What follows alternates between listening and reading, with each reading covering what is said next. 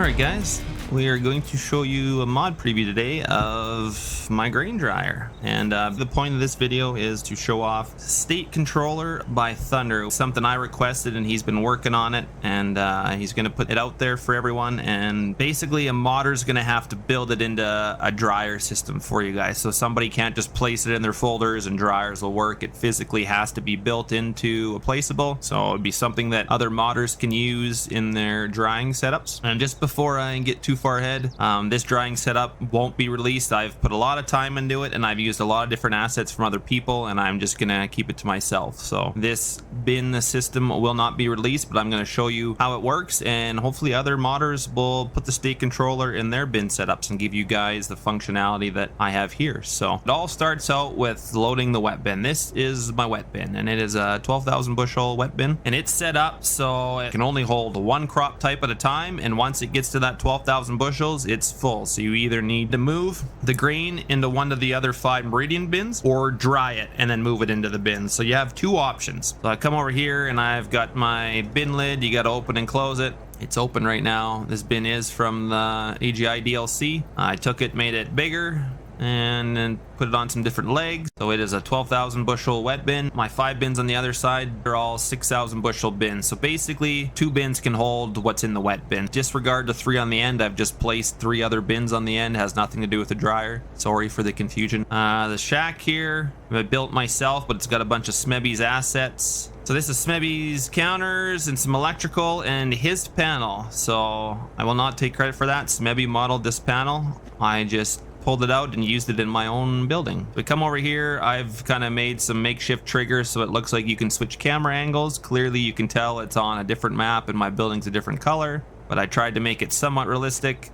I am also going to have my propane level show up on this screen. I just haven't scripted that in yet. If you look on the right side here, this multi-production factory, that's the name of my dryer, but this display is what ThundR's State Controller is. So this is what he's scripted in. Depending on the modder, the side of this might look different. I've just set it up so I have a wet bin. I have bin 1, 2, 3, 4, 5 because I have 5 meridian bins, and then bin 6 is for the propane. I could technically label that propane storage, which I'll probably do that rather than bin 6. So you have to be careful. You can change those names, like you see the wet bin, I've changed that name, but in the XML you have to be careful because there's a few things that you can't change or it will mess it up. And you can configure this any way you want for any type of setup, so there is really no limit that I know of, unless ThundR could correct me on that, but I think you can add as many bins in the XML as you want. So we've got propane outside. I've got a trigger. I load up that propane. So like you see in here, we got 9,200 gallons. So up at the top there, building storage, it will say what you have per propane. So now we have current input state and current output state. Basically, he's written it so I can change my input state to anything. So if my auger outside on that wet bin is going into my wet bin, but technically if I wanted to be goofy, we could set our input state. Right now input state's in bin 1, so technically our crop would go into bin 1, and that would also be our output, which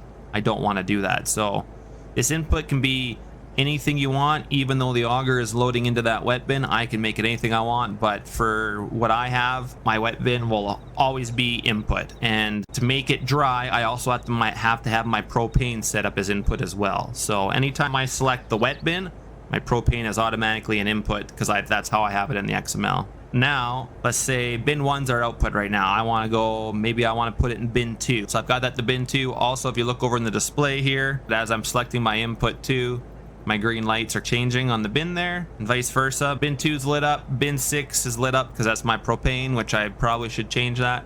Wet bin's green because the wet bin's set up, and when we turn the dryer on, the dryer and fan will kick on as well into green.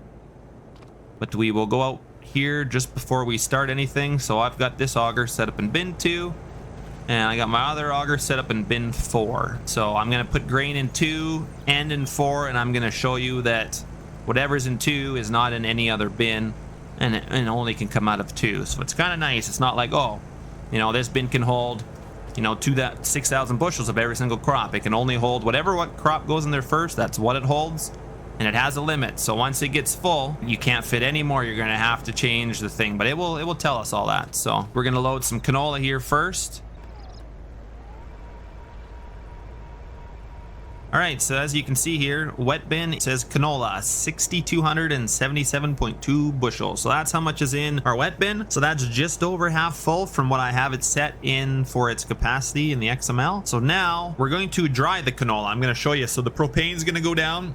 And the canola is going to go down in the wet bin, and we're going to dry it and move it into bin 2. So first off, we come over here, turn on our dryer and our fan. So I just have the sounds. I physically have to turn on the placeable to get the fan and the smoke to come on. So here's my dryer. So we've got corn dryer and then move corn. So you could just dump corn in and move it into a bin. Same with wheat dryer. So I've gone in the dry corn, I think add-on that was put out by Fusion on the mod hub, and I've added dry wheat, dry barley, dry canola, dry oat, flax, peas, because these are all crops that we dry lots in Canada. I'm not sure about lentils. I would assume so, but and then talking to the Americans, they said usually you wouldn't dry soybeans or any of these. So I didn't put any of these in as being dried. Maybe you guys dry that. I'm not too sure, but I left that out. So everything else you can pretty much dry, and everything is worth slightly more money when you go to sell it if you dry it, but also there is a cost to it. So anyway, we have canola and move canola. Well, we're gonna go to canola dryer, and then you will see our dried canola going up here. So let's activate.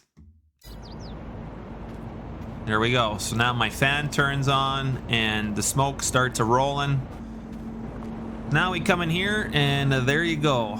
It is, now you can control how fast this stuff moves. I have it moving fairly quickly, so we will speed it up here. So we can see our canola going down, and bin 2 is filling up with dried canola. We're gonna sit here and go till our bin 2 is full, and you'll see where its limit. It should be around 5,999 bushels or something like that, fairly close.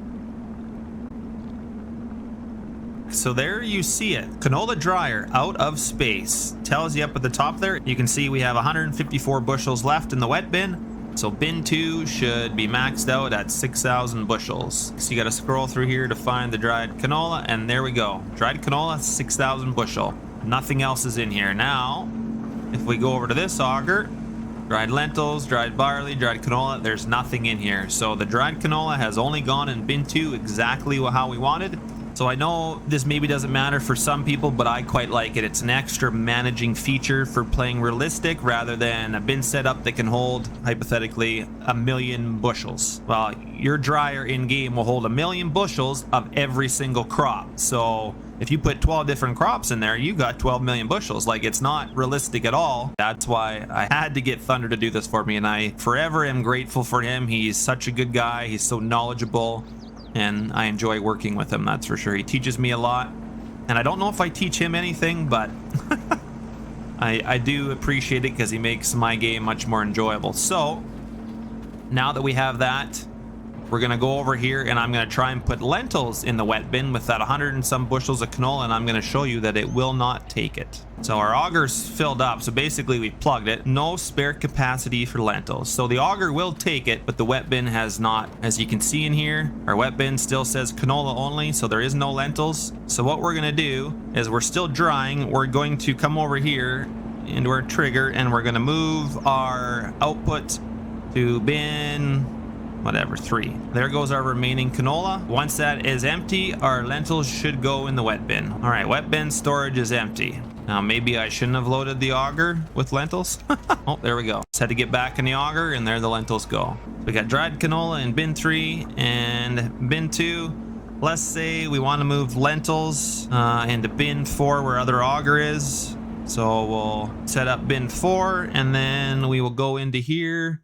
This is materials missing, obviously, because we have no more canola, so we can technically deactivate that. You can probably have any of these moving all at once. Realistically, you would only do one at a time. We're gonna go down to move lentils because I don't want to dry it. And there you go. The lentils is being moved from the wet bin to bin 4. So you can fill the wet bin and then just move it over if you don't want to dry it. We should find lentils in here. There you go, 12 bushels so far as it's filling up. So there's lentils, and there's no other crops. There's no dried canola in here. So bins are all separate, can be filled separate, and like I showed you, they all have capacities. So yeah, that is pretty much it for the bin setup. I don't think I have anything more to show you guys, but I'm hoping that other modders can use ThundR state controller and set up bin setups just like this and put it out for the rest of you guys. Like I said, I'm not going to release this one. I've spent a lot of time on this. It maybe doesn't even look like it, but to me it's near and dear to my heart. And like I said, I've used a lot of other assets from other guys, and there's just some assets that I'm sure they wouldn't want out there, and I don't want them out there either. So, but yeah, hopefully you guys enjoyed this video, and I guess enjoy a last little walk around of the dryer, and take care.